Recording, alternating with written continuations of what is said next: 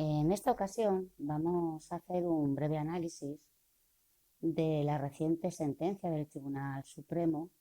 número 4222 de 27 de enero, tan esperada por todos y que resuelve en casación un recurso interpuesto por Kutxabank en este caso. Todo empieza en un juzgado de primera instancia de la provincia de Álava que declara nulo el índice IRPH inserto en un préstamo suscrito en el año 2012. Y lo declara nulo porque considera que se han infringido tanto normas imperativas nacionales como porque tiene falta de transparencia y porque produce abusividad. Esta resolución es posteriormente confirmada por la Audiencia Provincial de Álava, pero una vez que llega al Supremo, como vamos a ver, se estiman dos de los tres motivos que alegaba Kutxabank, de forma que el Tribunal Supremo ahora viene a decirnos que no ha existido falta de transparencia y que el control de abusividad queda salvado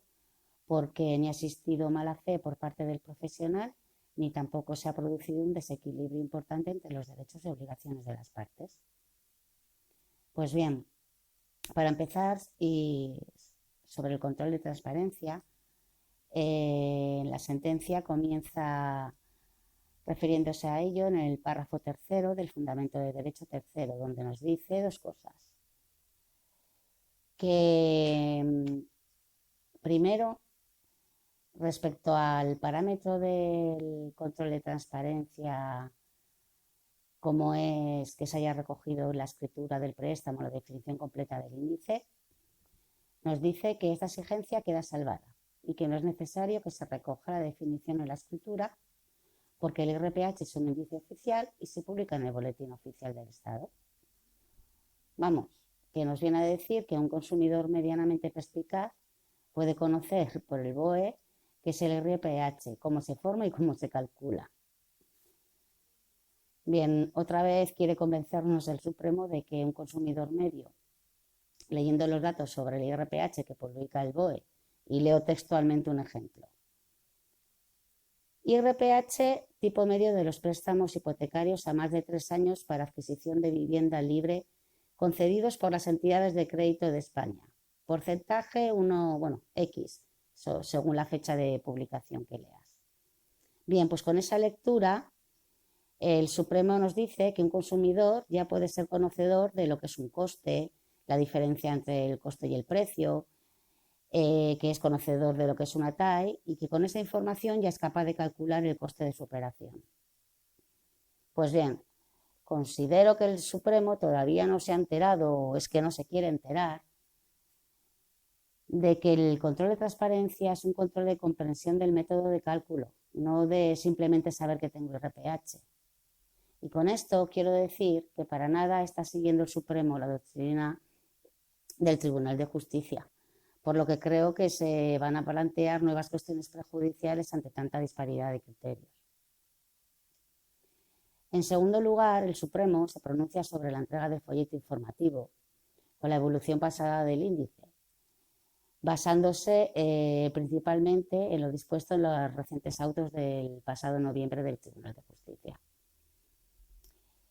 Y bien es cierto que si en marzo de 2020 el Tribunal de Justicia consideraba que para superar el control de transparencia era necesario que se recogieran la definición completa del índice, que se entregara el folleto informativo, etc., estos criterios se matizan en los autos que he referido y se concretan, pero no se suprimen, como nos dice el Supremo en esta sentencia. Me explico. Lo que se refiere en estos autos es que el profesional no estará obligado a entregar el folleto informativo siempre, pero pone una condición. Permite que no se entregue siempre y cuando el profesional, previamente a la suscripción del contrato y de viva voz, haya informado de tal forma al consumidor de manera que éste pueda valorar cómo va a operar ese índice en la economía de su contrato. Aquí me resulta curioso que el Supremo recoja en la sentencia la doctrina establecida en los autos pero solo parcialmente, es decir, se ampara en la no exigencia de entrega, pero no se aplica la condición y por tanto no analiza la información que el profesional dio al consumidor. Y otra cosa, ¿dónde deja el Supremo la exigencia del Tribunal de Justicia del obligado cumplimiento de la normativa nacional cuando se realiza el control de transparencia? En este caso, el préstamo era de 2012, por lo que el Supremo, si hubiera entrado a cotejar el cumplimiento de las exigencias que establece la Ley 29 de octubre de 2011 sobre transparencia y protección del cliente de servicios bancarios cuando se contratan préstamos referenciados a IRPH, si hubiera entrado a valorar los requisitos como el establecido en el artículo 20 sobre la guía de acceso al préstamo hipotecario o el artículo 26 o el 27, no podría declarar que se ha informado debidamente al consumidor. Porque esta normativa establece unas obligaciones sobre la información precontractual que debe recibir el cliente y deja muy claro que el cliente debe contar con carácter previo a la suscripción del contrato de información adecuada para adoptar decisiones sobre la financiación de su préstamo. Y lo mismo para los préstamos suscritos antes de 2011. La orden ministerial de 5 de mayo del 94 sobre transparencia en la contratación exige para un determinado grupo de préstamos hipotecarios, como son los suscritos por persona física, donde la garantía recaiga sobre vivienda habitual y cuya cuantía sea inferior a 150.000 euros o 25 millones de pesetas, el cumplimiento por el profesional de unas exigencias muy concretas, como es incluir la definición completa del índice y la entrega del folleto informativo con suficiente antelación y la entrega de la oferta vinculante debidamente ilustrativa. Y sin embargo, en la mayoría de casos, y en este también, se obvia la exigencia del Tribunal de Justicia de comprobar cuando se realiza el control de transparencia si la entidad cumple con los requisitos que establece su normativa nacional. Normativa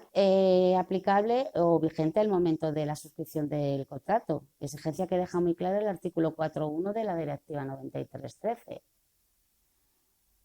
Por lo que considero que si nos encontramos ante un incumplimiento de la normativa nacional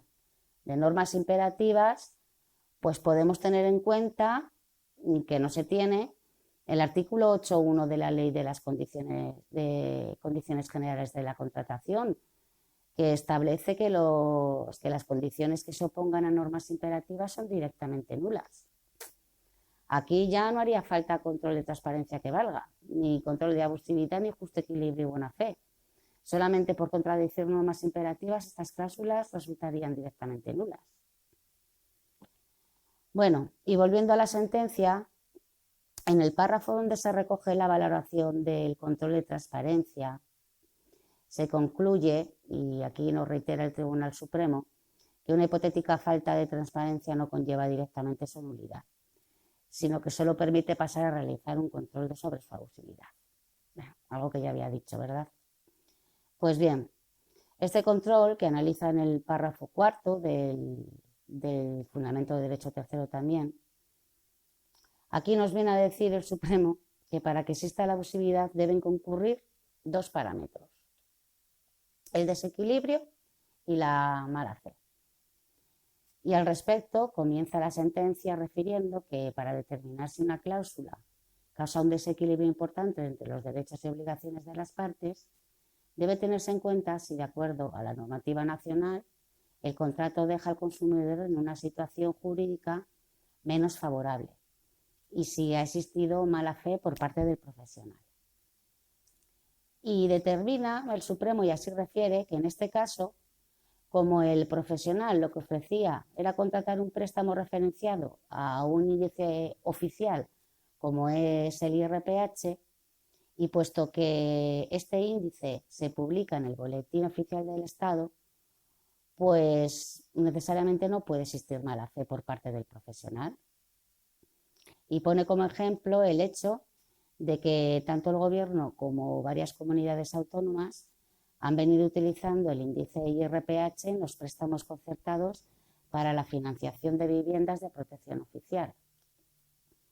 dice que si las administraciones lo usan debidamente, igualmente pueden hacerlo las entidades, sin que se vulnere el principio de buena fe.